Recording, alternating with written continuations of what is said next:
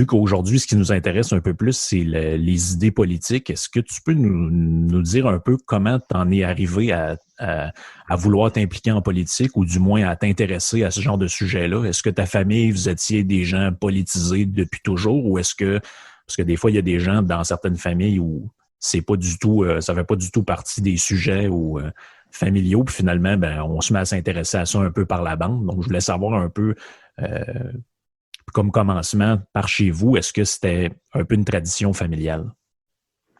Oui, écoute, chez nous, le dimanche soir, au lieu de parler de hockey au souper familial, on parlait de politique publique puis de gouvernement.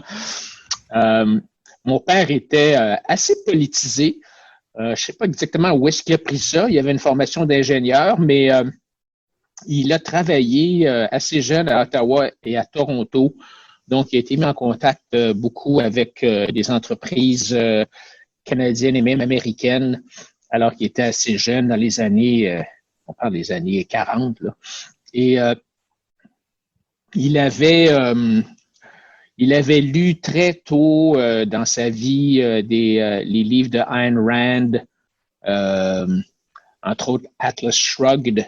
Oui. S'il y a des gens qui nous écoutent et qui n'ont pas lu Atlas Shrugged de Ayn Rand, pour moi, là, c'était le livre qui a eu le plus d'influence dans ma réflexion politique. C'est vraiment un livre à lire. C'est une brique, mais j'ai fait deux podcasts sur elle. Là. Les gens ils ont beaucoup apprécié parce que justement, entre autres, c'est assez rare qu'on donne la place à des auteurs. Souvent, on dit il n'y a pas assez d'auteurs, on met pas assez en avant des auteurs féminins dans l'histoire des idées. Mais justement, celle-là, c'en est une majeure. Puis moi, quand j'étais à l'université, jamais j'ai entendu ce nom-là de ma vie. Non, non, évidemment. Alors, mon père avait lu ça et quand il s'est lancé en télévision, il était un pionnier de la télévision au Canada. Éventuellement, il est devenu gérant général de la station de TVA à Québec. Et il avait décidé qu'il y aurait un éditorial à tous les jours dans le bulletin de nouvelles, mais un éditorial au sens, je dirais, canadien, anglais ou américain du terme. C'est-à-dire que la signification du terme éditorial pour les anglophones, c'est une opinion qui est donnée par le propriétaire de la station. Oui. Ou du journal. Là. Alors, il y avait un éditorial à tous les jours. Il y avait une réunion dans son bureau le matin avec l'équipe de direction, puis il décidait, OK, aujourd'hui, on va parler de telle chose. Et il y avait un gars qui écrivait un éditorial et qui le lisait. C'est pas mon père qui lisait, mais il lisait. Et c'était des éditoriaux de droite, là. Je te dis que ça y allait au toast. Même on pouvait s'abonner à recevoir l'éditorial papier par la poste. Et moi, je m'étais abonné à l'avoir. Donc, les idées de droite économique, c'était des idées qui avaient vraiment, on parlait de ça tout le temps. Mon père était allé en Russie ou en URSS dans le temps où Pierre-Éliott Trudeau avait établi des relations avec les pays communistes, avec Cuba, avec l'URSS. Et écoute, il était revenu là catastrophé. Là. Pour lui, ça avait été une révélation de voir la pauvreté, la détresse, tout était gris. En tout cas, il était revenu, là, ça l'a vraiment, vraiment influencé. Alors, il a toujours été...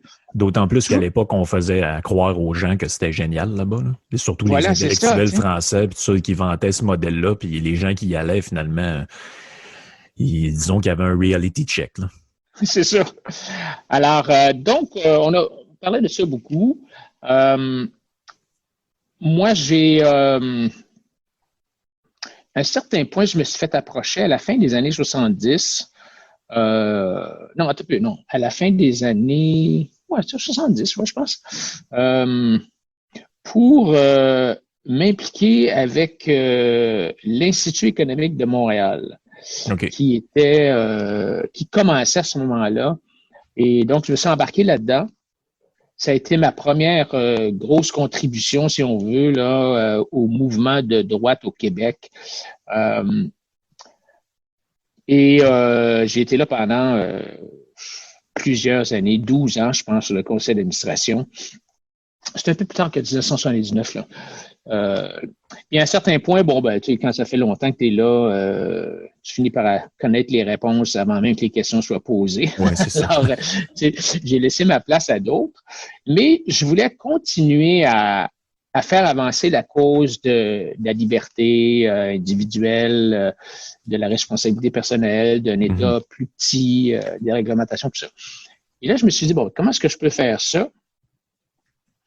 Et je me suis dit, à ce moment-là, bon, on a eu des discussions avec les gens du Réseau Liberté Québec qui se cherchaient un peu avec Joanne Marcotte, Yann Sénéchal, Éric Duhem, et on se demandait ça, où est-ce que... C'est en quelle année à peu près, ça? Écoute, c'est à peu près, là... Au début, non. Au début d'à peu près 2011, là, 10, 11, okay, 12, là, je ne me rappelle plus exactement. Et il y avait à ce moment-là la CAQ qui commençait avec François Legault, qui n'était pas un parti politique, rappelle-toi, c'était plus comme un mouvement. Oui, c'était un genre de mouvement au début. Ouais, un groupe de réflexion. Et le groupe, on avait une réunion, on était une cinquantaine, on s'était réunis, je pense, à Drummondville, tous les gens de la droite du Québec, et il y en a qui disaient, ben, on devrait essayer de prendre le contrôle du Parti libéral, tu sais. D'autres disaient, ben, on devrait essayer de prendre le contrôle de la CAQ. Et moi, j'ai dit, ben, je pense qu'on devrait peut-être partir de notre propre parti. Alors, moi, j'ai encouragé tout le monde à, tu sais, faites ce que vous voulez. Si vous pensez que vous pouvez aller au Parti libéral, essayez-le. Peut-être que ça va marcher. Si vous voulez aller ailleurs, essayez-le. Alors, moi, j'ai décidé de me lancer. En fait, honnêtement, initialement, je suis allé voir François Legault. Je me suis assis avec lui pendant 3-4 heures chez lui, dans sa belle maison à Outremont. Et la première question qu'il m'a dit, la première remarque qu'il m'a faite, je n'étais pas encore assis sur le sofa, qu'il m'a dit, Adrien, il dit, moi, je suis encore souverainiste, mais je vais mettre ça de côté. Je veux mettre ça de côté. Je pense que le souverainisme, l'indépendantisme au Québec, toutes les questions sont vues à travers de la lentille fédéraliste souverainiste, alors que on devrait regarder les problèmes plus peut-être au niveau économique. Alors, mettons ça de côté, puis focusons sur la création de richesses au Québec. Il n'y a pas assez d'investissements étrangers. Bon, alors, il y avait tout un très beau discours, puis je trouvais ça intéressant. Alors, j'ai commencé à lui poser des questions. Je lui ai dit, bon, ben François, par exemple, est-ce que tu penses qu'on devrait avoir plus de privés en santé? Il dit, ben non, on peut pas. Ben là, j'ai dit, pourquoi on peut pas? Ben, il dit, c'est parce que les gens n'ont pas les moyens de se payer des opérations à 25, 50 000 $, là. Ben, j'ai dit, ben non, c'est sûr, là, mais est-ce qu'on pourrait avoir de l'assurance privée qui couvrirait les frais qu'on pourrait encourir dans un hôpital privé? Ou encore, est-ce que l'État pourrait continuer à assurer les services, mais est-ce que la prestation des services pourrait se faire par le privé, tu sais? Ouais. Alors, il me dit, juste parenthèse comme ça, c'est pas nécessairement vrai que les gens n'ont pas les moyens de faire ça. C'est vrai que pas tout le monde a les moyens, mais je regardais un peu les arguments que soulevait il y a eu un congrès au parti de Jason Kenney où ils ont adopté une espèce de motion sur plus de privés en santé. Puis un des arguments, eux autres, qui disaient, c'était qu'ils ont sorti des statistiques disant que chaque année, il y a tant de Canadiens qui vont à l'étranger payer pour avoir des soins de santé parce que, mettons, ils sont sur une liste d'attente de 2 ans pour quelque chose, puis ils en ont marre, fait qu'ils prennent leur argent qu'ils ont de côté, leur REER ou peu importe, puis ils vont ailleurs, dans d'autres pays, recevoir des soins de santé qu'ils sont pas capables d'avoir ici. Donc, eux autres, ils disent, ben tant qu'à ça, on serait aussi bien de leur permettre de dépenser leur argent dans maintenant des entreprises, mettons, qu'on a ici, qui offrent ces soins-là. Exactement. Tu sais, tu peux t'auto-assurer, tu peux aller voir un assureur privé ou peut-être que l'État peut être un assureur qui donne une couverture de base à tout le monde. Mais l'important, c'est que la prestation des services ne se fasse pas par l'État, mais se fasse par le privé. Alors, je dis ça à François et il me dit, ah non, ça ne marchera pas ça. Il dit, ben d'abord, il me dit, c'est ça que les Québécois n'ont pas les moyens. Ben, j'ai dit, ils peuvent s'assurer. Puis deuxièmement, après ça, il me dit, ben les médecins ne voudront pas. J'ai dit non, François, j'ai dit les médecins, ils vont vouloir, là, eux autres, ils veulent faire de business, puis tu sais, actuellement, les salles d'opération, ils sont jamais capables d'opérer, il n'y a pas assez de, tu sais, ils ont du temps à redonner, alors ils pourraient peut-être faire, disons, 30 heures dans les hôpitaux publics, puis à suite de ça, s'ils veulent faire un 10-15 heures dans le privé, ils pourraient, tu sais. Mm-hmm. Alors, il me répond, il dit, de toute façon, il dit, les syndicats ne voudront pas. Et là, je me suis dit, OK. Donc, c'est les syndicats qui mènent la CAQ, là, tu sais, Ouais. Alors je dis, écoute, bon, parlons un peu d'éducation. L'éducation, c'est un sujet qui tient beaucoup à cœur à François Legault. Il a été ministre de l'Éducation, tout ça. Alors, il me dit, écoute, Adrien, dis-moi la réponse, la solution, parce qu'il est très bon pour faire les constats. Alors, il y a toute une liste de constats. Le décrochage scolaire, c'est un désastre, puis on n'a pas des bons résultats, puis blablabla. Bla, bla, bla, bla. Ouais. Alors, il me dit, la solution, Adrien, c'est d'augmenter le salaire des profs de 20 %. Ben là, je dis, je ne suis pas sûr que c'est la solution. Je veux dire, tu peux avoir un chauffeur d'autobus qui est payé 120 000 $ puis qui a l'air bête comme ses deux pieds puis qui conduit comme une brute. Je veux dire, c'est quoi le rapport entre l'argent puis la qualité de service? Ben, il me dit, on va attirer des meilleurs candidats. Oui, peut-être, mais tu vas payer tous les professeurs qu'on a actuellement 20 % de plus. Tu réalises qu'il y en a beaucoup, là, ça va coûter comme 2 milliards de dollars. Tout ça dans le but d'attirer peut-être des meilleurs recrues, mais tous les profs qui sont dorénavant payés 20 % de plus, ils vont retarder leur retraite parce qu'ils sont bien contents de faire. Tu sais, ça marche pas l'affaire. Là. Ben oui, puis ils partaient du principe que les professeurs qui, eux, sont là présentement, si tu les payes plus cher, ils vont être meilleurs. Je suis pas sûr que ça marche de même. Puis c'est un peu la même chose avec les infirmières. Moi, ma mère est infirmière, elle a passé sa vie dans ce milieu-là, puis elle me dit, le problème, c'est pas notre salaire. Là. Elle dit, surtout avec tout le temps supplémentaire qu'on fait, on se fait des très bonnes payes. Là. Le problème, c'est Noël, t'aimes ça, il n'y en aura plus. Jour de l'an, t'aimerais ça être avec ta famille, il n'y en aura plus. Des vacances l'été, t'aimerais-tu ça en avoir, t'en auras pas, ça va être au mois de novembre. T'aimes-tu ça travailler de jour de 8 à 4, non, t'en auras pas, ça va être du jour, soir, nuit en alternance. C'est ça le problème, c'est les conditions de travail minables. C'est ça. La solution facile, là, des grandes entreprises, là, puis des gouvernements, que ce soit Bell Canada ou l'État, le gouvernement du Québec, c'est toujours, en anglais, on dit throw money at the problem. Tu garoches de l'argent sur le problème, puis tu espères que ça va le régler. En tout cas, alors, tout pour dire, François, que je suis ressorti de ma conversation avec François Legault, puis je me suis dit, OK, c'est pas, tant qu'à moi, là, pour moi, là, c'est pas ça que je cherche. Je cherche vraiment un gouvernement qui a une autre vision du rôle de l'État, une autre vision du rôle de l'individu. Alors là, je me suis lancé avec le Parti conservateur du Québec et c'est un peu comme ça que je me suis embarqué dans cette aventure-là. Mais avant ça, il y a eu un passage, je pense, avec l'ADQ aussi, ou en tout cas, tu étais un peu... Excuse-moi. Ah non, j'ai sauté une étape. Alors, tu as raison. Donc, après ma conversation avec François Legault, je décide, OK, je m'en vais pas là, je vais aller à l'ADQ. Alors, je m'en vais à l'ADQ, je rencontre Gérard Deltel et je deviens vice-président de la commission politique avec M. Garcia, qui est le président, et on se met à l'ouvrage, on se relève les manches et je ne dirais pas qu'on refait le programme, mais en tout cas, on donne vraiment un coup de barre à droite, là. Et on a un congrès, puis ça brasse pas mal parce que c'est un vrai virage à droite, plus de privé, l'Auto-Québec, la SAQ, Hydro-Québec, tout ça, là, on met tout ça, bon. Et en tout cas, finalement, ça passe, mais ça brasse, mais ça passe. Et là, M. Legault, il a parti la CAQ, et là, il y a 4 des 5 députés de l'ADQ qui disent, nous autres, on voudrait fusionner avec la CAQ. Alors, quand tu as 4 sur 5 députés qui disent au chef, on veut fusionner avec la CAQ, t'as pas bien le choix, là, parce que sinon, ils vont lâcher l'ADQ, puis ils vont aller à la CAQ, puis l'ADQ va rester un député. Alors, donc, moi, j'ai dit à Gérard, j'ai dit, non, c'est pas ça, là. Tu réalises pas, là. François Legault, c'est pas vraiment l'ADQ, c'est un autre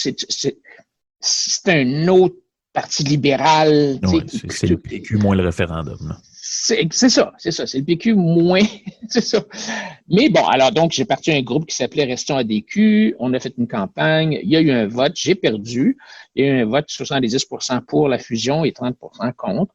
Alors, à ce moment-là, j'ai démissionné et c'est là que je me suis fait approcher par le Parti conservateur du Québec, qui était un petit parti à ce moment-là qui avait été redémarré, qui avait eu une première élection en 2012 qui avait été assez difficile, disons. Les dirigeants avaient démissionné, ça avait été ramassé par par un groupe intérimaire d'anciens députés de l'ADQ et ils sont venus me chercher pour essayer de redresser le parti puis d'essayer de repartir ça. À ce moment-là, si on parle de quoi, là, comme grosseur, mettons, ça pouvait ressembler à quoi, là, les instances qu'il y avait là? Est-ce que c'était un peu organisé ou est-ce que c'était vraiment embryonnaire? Là? Ben écoute, c'était vraiment embryonnaire. Là. Je pense qu'en 2012, il y avait eu peut-être une vingtaine de candidats. Il n'y avait pas d'argent dans la caisse. Il y avait un certain membership, mais tu sais, il y avait pas grand-chose, honnêtement. Là, je veux pas diminuer le travail des gens qui étaient là avant moi, mais disons que il y avait beaucoup de travail à faire. Alors, on s'est dit, je me suis dit, bon, ben, j'arrive là en 2013, la prochaine élection, c'était en 2016, normalement, des élections à date fixe. Mme Marois avait passé une loi pour les élections à date fixe. Alors, je me suis dit, j'ai eu 3-4 ans pour faire décoller l'affaire. Puis là, pouf, 2014, des élections surprises, parce que le gouvernement était minoritaire. Alors, on s'est, alors, on a ramassé des candidats, 60 quand même, et notre membership a gonflé, puis alors, on s'est garoché dans l'élection et on a eu un premier résultat qui était pas gros, là. On avait, je me rappelle pas, peut-être 15 000 votes. Mais bon, on a quand même établi une base et on a bâti le programme. On s'est organisé des associations de circonscription électorale. On a bâti un exécutif national. On s'est bâti une bonne base de données. On a implanté des systèmes informatiques. On s'est organisé. Et en 2018, ben là, on était plus près. On a triplé ou quadruplé notre nombre de votes. Et ça a été intéressant parce que en ayant à peu près 60 000 votes, qui n'étaient pas encore notre objectif, mais au moins, ça nous a donné du financement. Parce qu'au Québec, comme toutes les industries au Québec, on est subventionné par l'État et on reçoit à peu près l'équivalent, je te dirais, sur un cycle électoral d'à peu près 12-13 $ par cycle électoral par vote. Donc, le 60 000 votes nous donnait quand même presque $1 million sur le cycle électoral. Et ça nous a permis donc de rembourser notre dette électorale. On n'a plus de dette maintenant, on a du cash. Et de se préparer encore, bâtir notre caisse électorale pour l'élection de 2022. Mm-hmm.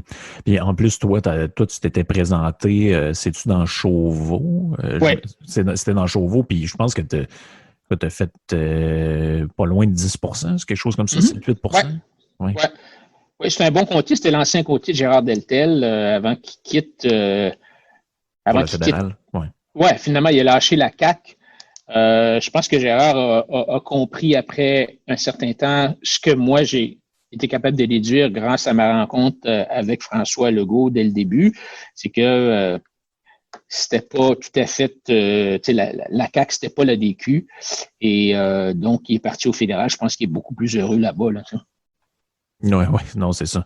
Oui, parce que quand finalement la CAQ a absorbé la DQ, il n'est rien resté. Là. Mais il y avait, je pense, la promesse d'un projet pilote sur un hôpital privé ou quelque chose comme ça, mais finalement, au bout du compte, si on cherche ça, on va trouver ça nulle part là, dans le programme. Là. Fait que finalement, exactement. Finalement, il ne reste rien là, de l'héritage de la période ADQ. Là. Non, il ne reste absolument rien. M. Legault avait dit, bon, ben, je vais vous donner, pour vous encourager à voter pour la fusion, je vais vous promettre qu'on va faire un projet pilote d'hôpital privé. Et ça a été immédiatement oublié, cette promesse-là. Et au premier conseil national qui a eu lieu après la fusion, les gens de l'ADQ se sont présentés, ils ont fait des propositions pour essayer d'inclure dans le programme de la CAQ des anciennes résolutions, des anciennes propositions de l'ADQ. Rappelle-toi, par exemple, du fameux 100 $ par semaine de Mario Dumont pour les garderies. On va donner de l'argent aux parents et eux, ensuite de ça, vont pouvoir acheter des services de garderie. C'est toujours le même principe. Hein? Il faut que le privé livre le service. Alors, tu donnes l'argent aux parents et eux, ensuite de ça, tu leur laisses le choix de soit d'acheter des services de garderie ou tout simplement de garder l'argent puis de garder les enfants eux-mêmes. Tu sais. Oui, il n'y avait pas l'idée, il y avait pas l'idée à un moment donné aussi, je pense que c'est dans le début de l'ADQ où il disait que finalement, c'est le coût que ça coûtait à la société d'envoyer des enfants à la garderie, ben, si on pourrait permettre aux parents de faire le choix, par exemple, que s'il y a une des personnes qui veut rester à la maison, ben, de recevoir un genre de salaire pour ça, là. Exactement. Avec ton 100 $ je pense que c'est par semaine, oui, 100 $ par semaine, tu pourrais très bien engager ta belle-mère. Oui, c'est ça. Tu sais, puis... ça fait un revenu d'appoint pour cette personne-là. C'est ça. Si tu as le choix entre ta belle-mère ou quelqu'un que tu connais pas, en tout cas, c'est toujours basé sur le concept que l'individu est mieux placé pour savoir qu'est-ce qui est bon pour lui, pour sa famille, pour ses enfants, qu'un fonctionnaire à quelque part de au complexe G. Tu sais. Alors, donc, tu assures les gens pour le système de santé, puis tu les laisses choisir l'hôpital de leur choix, le médecin de leur choix, tu leur donnes des sous pour qu'ils choisissent la garderie de leur choix. C'est toujours ça l'approche. Tout ça pour dire que tout ça, ça a été oublié dans la fusion avec la CAQ et on voit aujourd'hui que la CAQ, finalement, comme tu l'as dit tantôt, j'aime ça l'expression, là, c'est le PQ moins la souveraineté. Ou c'est comme un peu le Parti libéral aussi, ils sont tous à gauche. C'est ça l'affaire, c'est tellement drôle, surtout avec Dominique Anglade récemment qui a dit on prend un virage résolument progressiste. Là, tu dis, OK, les libéraux sont progressistes, le PQ est progressiste, Québec solidaire est ultra progressiste, et la CAQ, finalement, on n'a pas, il n'y a eu aucune privatisation, il n'y a eu aucune réduction de la réglementation. Malgré ce qu'ils avaient promis, parce qu'ils ont quand même dit en campagne électorale, c'est ce qui avait attiré quand même un peu de gens qui allait permettre à des surfaces de vente de l'alcool comme ça se fait partout ailleurs, ça boule. C'est quand on va aux États-Unis ou même ailleurs, tu peux acheter une bouteille de vin qui n'est pas de la scrap dans un Walmart ou dans un IGA ou même une bouteille de vodka où ça se fait ailleurs. Puis il avait dit qu'il regarderait ça, puis finalement, il n'y a rien de tout ça qui est ni même à l'ordre du jour sur le point d'arriver. Non, ils sont encore en train. Écoute, la dernière chose qu'ils nous ont dit, c'est qu'ils sont en train de réfléchir à la façon de réfléchir à la question. Oui. Alors, écoute, ça n'arrivera pas, là. Ça n'arrivera pas. Ouais. C'est dommage parce que, tu prends l'exemple de la SAQ. La SAQ, les syndicats nous disent, on est les meilleurs, on a des conseillers qui sont super bien formés. Mais écoute, si vous êtes si bon, qu'est-ce que vous avez à craindre de la concurrence? Non, c'est ça. Mais leur vision des choses, on n'est pas à un paradoxe près, là, parce que tu parlais tout à l'heure de la vision que tu essaies de mettre de l'avant, c'est celle où on dit que finalement l'individu est mieux placé que le gouvernement pour choisir pour lui-même ce qui est bon pour lui-même. Mais c'est drôle parce que chez les nationalistes comme la CAQ, le PQ, QS et compagnie, ils tiennent un peu ce discours-là, mais par rapport au fédéral. Ils disent, le gouvernement fédéral, il faut qu'il arrête de se mêler de nos affaires. Quand ils parlent de santé, d'éducation, de patente autochtone, de tout ce que tu veux, ils connaissent rien. Fait que, qu'ils arrêtent de se mêler de nos affaires puis d'empiéter sur nos compétences. Autrement dit, ils disent, le Québec est mieux placé que le gouvernement fédéral pour savoir ce qui est bon pour lui-même. Mais quand on arrive à l'intérieur du Québec, ils prétendent que le gouvernement est mieux placé que les individus pour savoir ce qui est bon pour eux. Donc, il y a comme un double discours là-dedans là, qui fait pour moi en tout cas, qui fait aucun sens. C'est un bon point, ça, parce que sais, dans un sens, quand tu regardes la question de l'indépendance, c'est à savoir qui va avoir le pouvoir entre un État ou l'autre, tu sais, entre Ottawa ou Québec. Mais c'est jamais de dire on va vous redonner du pouvoir à l'individu. C'est on veut plus de pouvoir, on se l'arrache entre Ottawa ou Québec, mais pour l'individu, que la réglementation soit écrite à Ottawa ou à Québec, ça ne change rien. Que l'impôt soit payé à Québec ou à Ottawa, ça ne change rien. Tu sais, t'es pas plus avancé. Évidemment, s'il y avait eu un parti indépendantiste de droite au Québec, ça serait, je ne sais pas, qu'est-ce que ça donnerait. Tu sais, ça serait intéressant de voir parce que si quelqu'un nous disait, écoutez, nous là, on veut l'indépendance et on va baisser les impôts, on va avoir une constitution qui restreint les pouvoirs de taxation, je ne sais pas, tu sais, n'importe quoi. Peut-être que ça aurait eu un discours complètement différent pour les indépendantistes. Là. Ben, je pense que ça a été un peu, si je me trompe pas, il me semble que ça a été essayé un peu avec, dans le temps, l'équipe autonomiste ou quelque chose comme ça.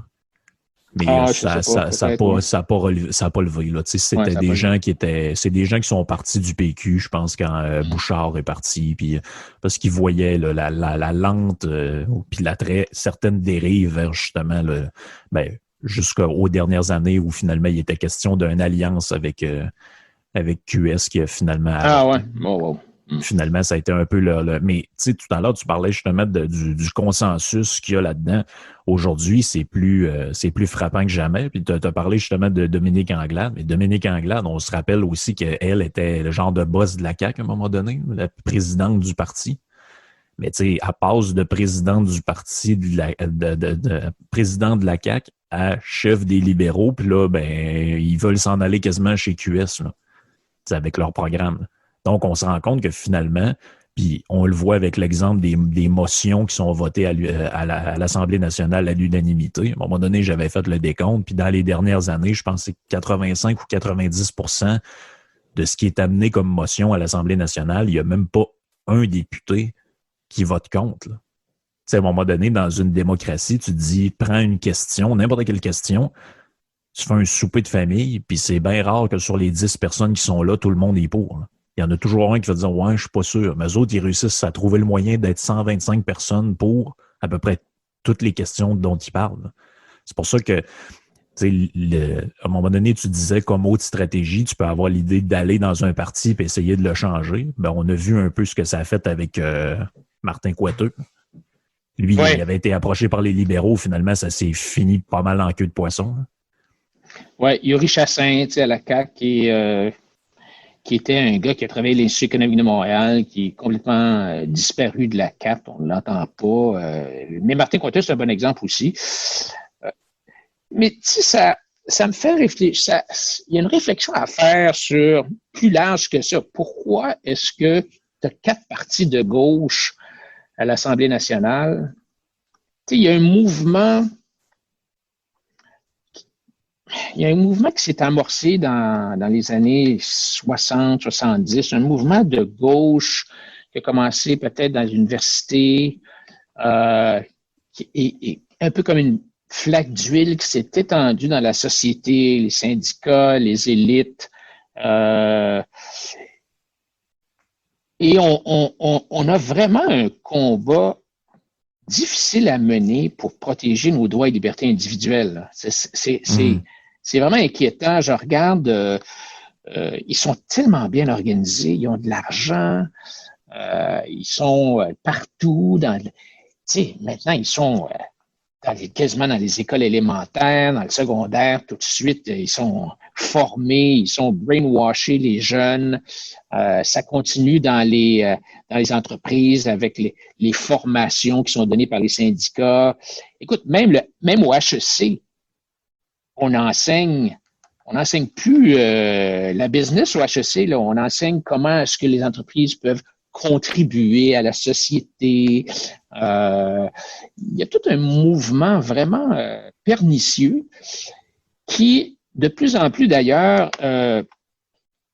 est rendu tellement puissant, même les réseaux sociaux, Twitter, Facebook, Google, que la voix des gens qui sont un peu plus à droite, elle a vraiment de la difficulté à percer. Tu regardes les médias au Canada, des voix qui sont un petit peu discordantes, qui favorisent plus le discours, disons, de droit et liberté individuelle, de rôle moindre pour l'État. Il y a vraiment de la difficulté à percer. Et on voit ça de plus en plus aux États-Unis, où il y a des informations qui sont bloquées. Si tu n'es pas d'accord avec le gouvernement, ben on te met dans un coin, on va dire que tu es complotiste ou que tu es climato-sceptique ou que tu es un suprémaciste blanc.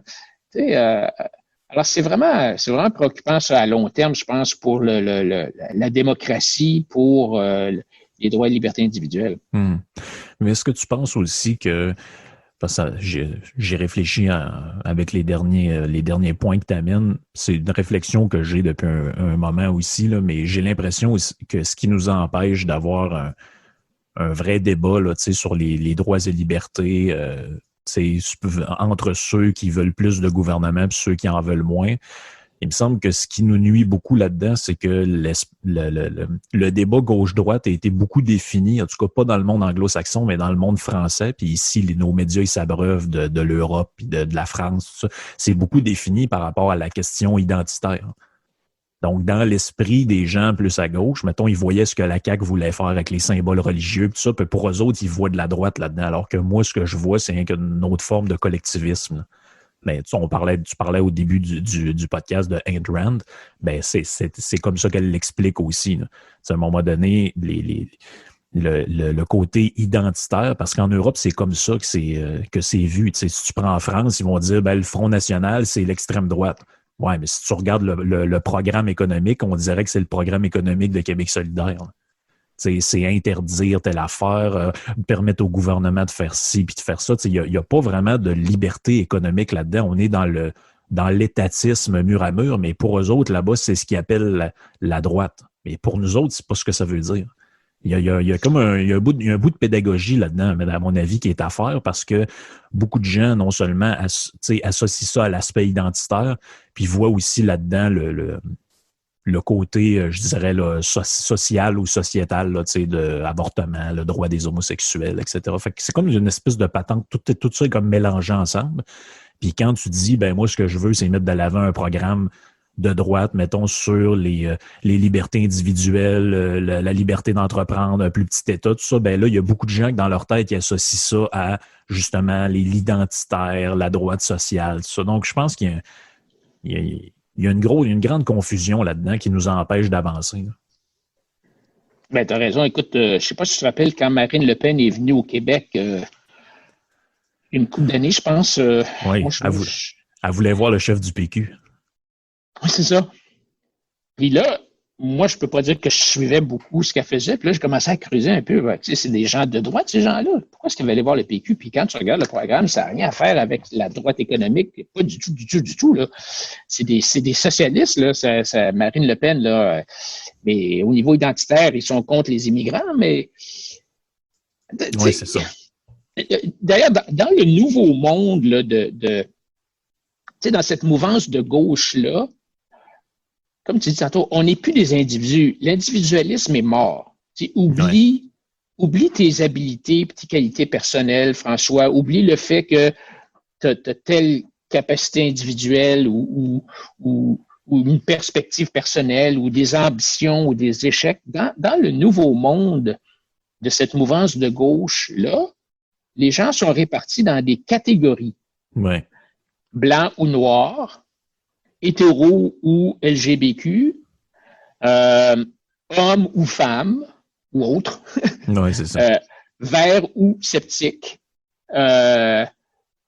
millénium ou colonialiste privilégié boomer, libéral ou conservateur, docile ou complotiste. Alors, à partir de maintenant, ce sont ces étiquettes-là qui te définissent.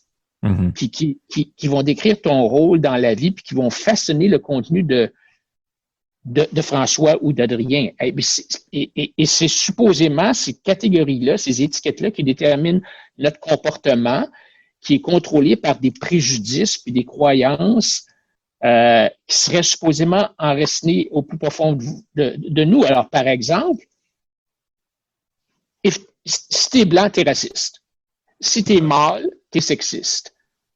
Si tu poses des questions, t'es complotiste. Alors, le libéralisme classique, qui était le siècle des Lumières, qui nous a sortis du Moyen Âge, tout ça, là, l'individualisme, le capitalisme, la méthode scientifique, la raison, la logique, les marchés libres, la recherche du bonheur et du bien-être, la liberté d'expression, l'optimisme, l'espoir, toutes ces choses-là, ça a été remplacé par une espèce de collectivisme systémique. Mm-hmm. Oh, oui.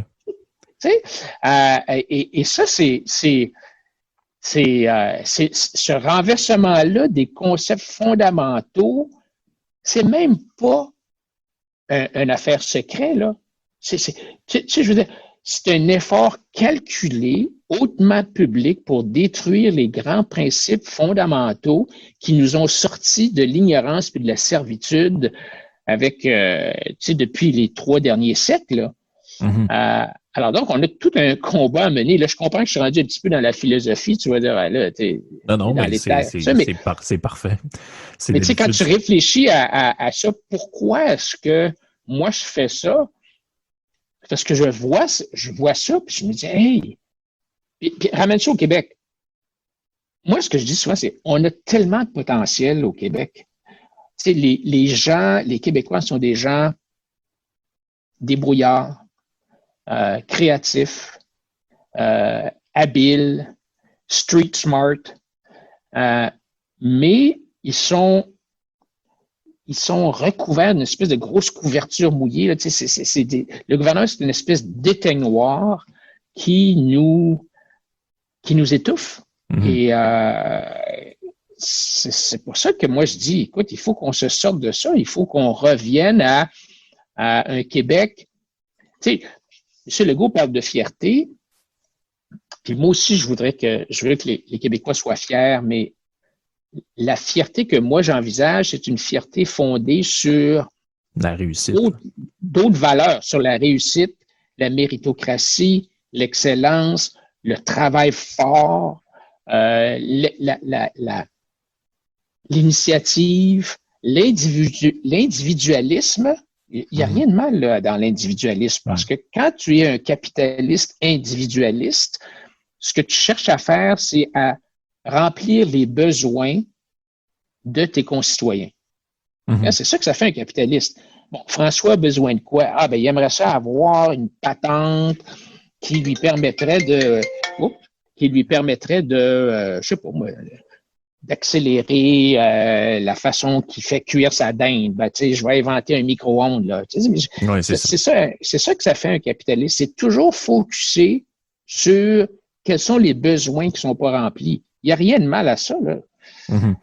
C'est drôle parce que moi, ça m'a pris des années avant de mettre un peu tout ça en place dans ma tête parce que depuis que je vais à la petite école, on nous apprend que notre société est fondée sur, tu sais, maintenant, les gens sont tellement individualistes, sont tellement égoïstes, ils pensent juste à eux autres mêmes. Les gens qui ont des entreprises, ils veulent juste faire de l'argent, puis leur intérêt personnel, puis l'égoïsme.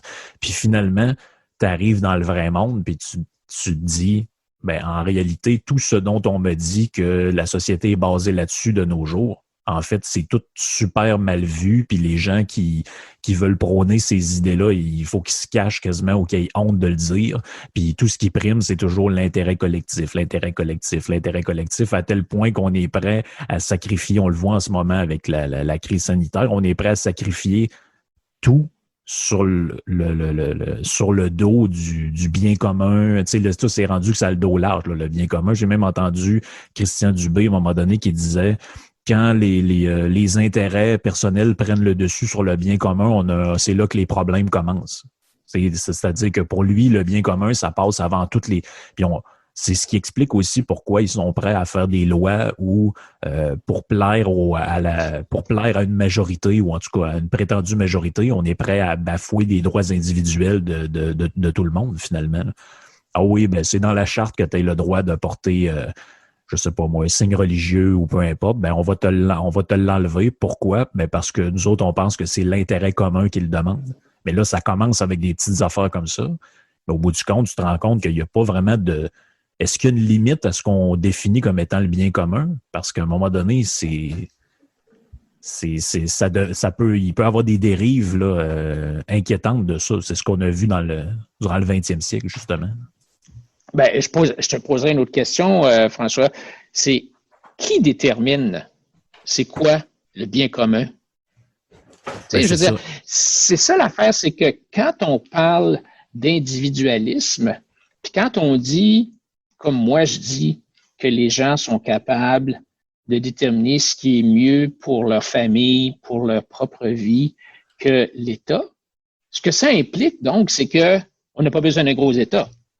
Non, c'est ça. Mais si tu dis, ben là, c'est l'intérêt collectif, c'est le bien commun, intérêt collectif, qui décide ça? C'est quoi qui est dans l'intérêt collectif? Il faut que, c'est pas moi, là. Donc, il faut que ça soit comme une espèce de, ben, c'est le Québec. Alors, finalement, on dit, ah, ben, c'est les gens qu'on a élus. C'est eux qui vont déterminer le bien commun. Alors, c'est pour ça que les policiers parlent tout le temps de bien commun puis d'intérêt collectif, parce que c'est eux qui le décident. Et ça vient, tu sais, j'ai écrit un livre qui dit comment briser le triangle, cette espèce de triangle-là d'intérêt entre le politicien, la bureaucratie et les groupes d'intérêt. Parce que ces trois-là, ce qu'ils essaient de faire, c'est de s'aider entre eux pour grossir, pour favoriser leurs intérêts. Le politicien a besoin de la bureaucratie et des groupes de pression. Les groupes de pression vont aller chercher des votes, puis de l'argent, des financements électoraux, tout ça. On peut rentrer les médias là-dedans, maintenant. Ouais. Le bureaucrate, lui, il a besoin d'avoir un gouvernement, des élus qui veulent toujours augmenter la réglementation puis les lois, hein, parce que ça va le faire grossir.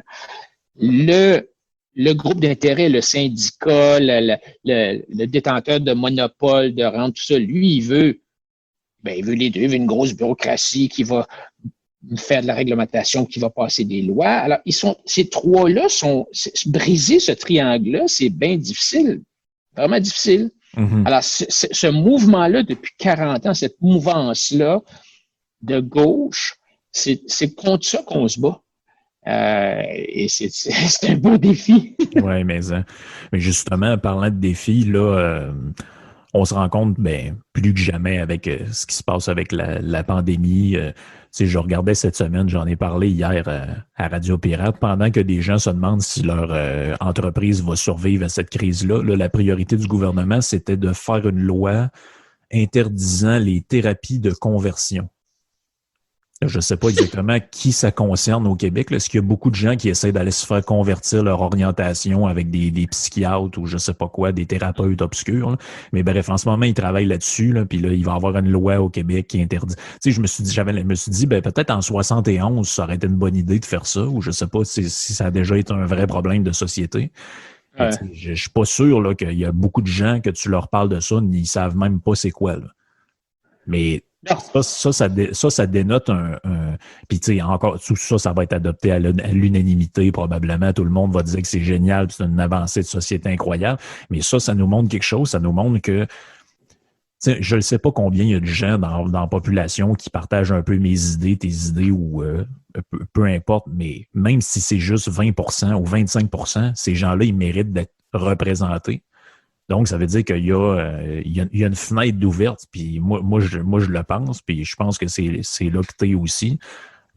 Tu parlais un peu de ton parcours politique, tu as essayé de faire grossir ça tranquillement, pas vite, mais est-ce que là, tu penses qu'à moyen terme, ou en tout cas à moyen-long terme, je dirais peut-être pas court terme parce que c'est dans 2 ans les élections, mais est-ce que tu penses qu'il y a une fenêtre d'opportunité si, dépendamment de qui va prendre la direction du parti dont tu as décidé pour toutes sortes de raisons personnelles, d'opportunités, d'entreprise, de laisser la chefferie à quelqu'un d'autre. Est-ce que tu penses, ça peut être un autre parti aussi, mais est-ce que tu penses qu'il y a à moyen terme, il y a vraiment quelque chose à faire au niveau politique ou on est mieux de prendre notre mal en patience? Non, il faut jamais dire ça. Il faut surtout pas. Non, c'est ça. Faut pas baisser les bras, là. Moi, je te dirais que il y a, ça prend une espèce de conjoncture. Il faut que ça soit en anglais, on dit la tempête, en français, on dit la tempête parfaite, là. Il faut que les astres soient alignés pour que ça puisse arriver, mais ça peut arriver. Je veux dire, on l'a vu aux États-Unis avec l'arrivée de Reagan, on l'a vu en Angleterre avec l'arrivée de Margaret Thatcher, on l'a vu aussi au Canada, en Ontario. À un certain point, il arrive différentes choses en même temps. D'une part, un écœurement une usure du pouvoir, d'une part. D'autre part, l'impression vraiment que on s'en va nulle part, qu'on tourne en rond. Troisièmement, un événement.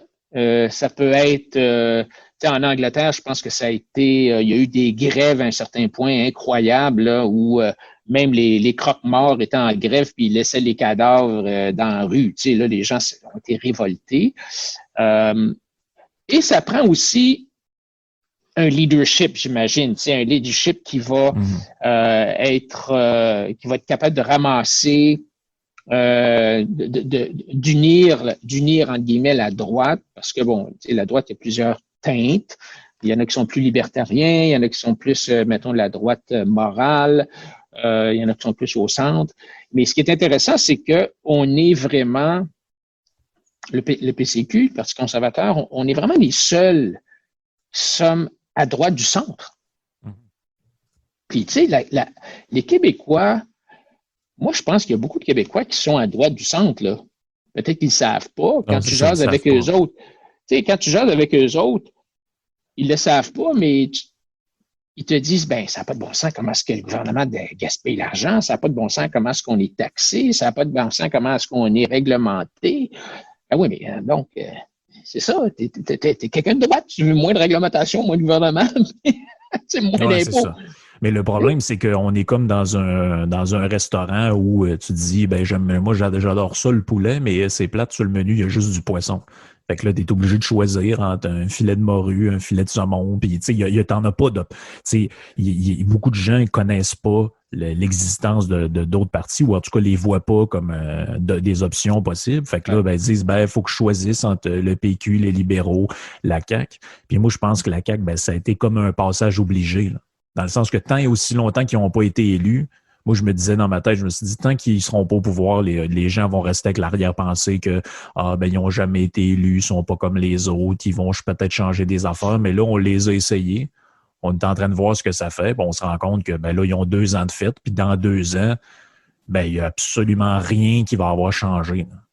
Il y aura pas, tu pourras pas acheter de l'alcool à l'épicerie, il y aura pas, ils n'auront pas mis fin à la SQDC ou il y aura pas rien qui va avoir changé avec Hydro-Québec, il y aura pas plus les bars seront toujours pognés avec le règlement stupide, ils pourront pas aller livrer de l'alcool eux-mêmes chez de la clientèle, tu sais, c'est toutes les mêmes niaiseries qu'on trouve stupides, puis on se dit, me semble, même ça y avait été demandé, François Legault, en campagne. Comment ça se fait que partout sur la Terre, les gens, mettons, qui s'abonnent à Spotify ou Netflix, ils ont le droit d'avoir un essai gratuit, de 3 mois. Ils font ça souvent sur les plateformes. Au Québec, il y a une loi sur la protection du consommateur, ou je sais pas trop quoi, qui interdit de faire ça. On est comme... Ça va même pas. C'est pour ça que nous autres, ils nous donnent des fois, mettons, un tarif réduit, là, puis ils essaient de contourner le règlement en donnant des tarifs réduits. Mais même, il y a eu un genre de recours collectif initié par je sais pas trop qui, parce que Spotify donnait des essais gratuits. C'est illégal de faire ça.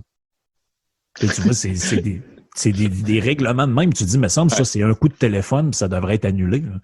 Si, mettons, un peu de volonté politique. Oui, c'est ça. Tu sais, on parlait tantôt ça prenait la tempête parfaite. Tu sais, une autre chose, c'est que au Québec, puis pas seulement au Québec, je pense dans plusieurs juridictions, les gens ont tendance à voter contre. En 2014, on a voté contre Mme Marois, contre la Charte des valeurs, bon, tout ça. Et qui est-ce qu'on pense qui a le plus de chances de mettre Mme Marois à la porte? Les libéraux. Bon. En 2018, on en a ras-le-bol des libéraux. C'est la même affaire finalement que le PQ. C'est pas mieux. On va voter contre. Qui c'est qui va être capable de nous sortir de ça? Ben, c'est pas le PQ, là. On les a mis à la porte. Qui reste? Ben, non, pas Québec solidaire. Ah, ben, il y a la CAQ. On va essayer la CAQ. Alors, on met la CAQ là, sans vraiment savoir qu'est-ce que la CAQ va faire, mais on veut pouvoir les libéraux. On est tanné d'eux autres. Et là, en 2022, si les gens sont tannés de la CAQ, ils vont voter pour qui? Ouais, c'est ça, là. Ça va-tu être Québec solidaire ou bien ça va être le PCQ? Je sais pas, mais j'espère que ça ne sera pas Québec solidaire. Mais les gens veulent du changement, mais c'est pas tout à fait clair ce qu'ils veulent comme changement. Est-ce qu'ils veulent seulement changer les visages ou est-ce qu'à un certain point, il va dire, écoute, on a changé le chef dans la cuisine. Là, ça fait 3 fois qu'on change de chef. Mais le nouveau chef qu'on embauche, il prend toujours le même vieux livre de recettes périmé et usé qui ne marche pas. Alors, ce qu'il faut faire, c'est pas changer de chef, c'est de changer le livre de recettes. Il faut qu'on ait un changement qui va au-delà de seulement changer les visages. Ça prend quelqu'un qui va avoir, comme je disais tantôt, une vision différente du rôle de l'État, une vision différente de l'avenir du Québec et des Québécois. Quelqu'un qui va dire, ben, on veut moins de lois, moins de réglementation parce qu'on vous fait confiance à vous, les individus. On va réduire les impôts parce que l'argent qui n'est pas dépensé par le gouvernement, qui n'est pas gaspillé, donc on va vous laisser dans vos mains. Et c'est ça que ça prend. Ça prend vraiment un changement de direction, pas seulement un changement de visage.